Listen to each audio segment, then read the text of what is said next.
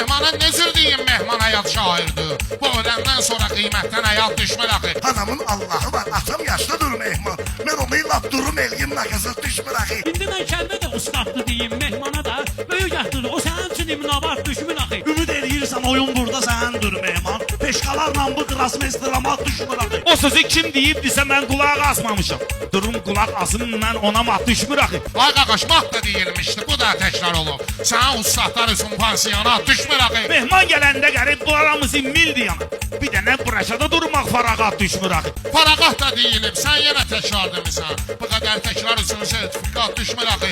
Bala Ali, sən Rəşad əminin durub çayını gətir. Yanında da top gətir, daha şokolad düşmür axı. Şokolad kırdalason D hərfi ilə qutarır. Şokolad qafiyə aydın abat düşmür axı. Burada deyərsən Rəşad dağlı güclü Bavari Zəyib. Orada hamısı bir şeydir, sartiravat düşmür axı. Biz ürəkdən deyil, üzdən imam aşıqlarıyıq. Suyu lord içirik, yağda fərah düşmür axı. Deyirəm imana gel namaz qılaq nizah tapar.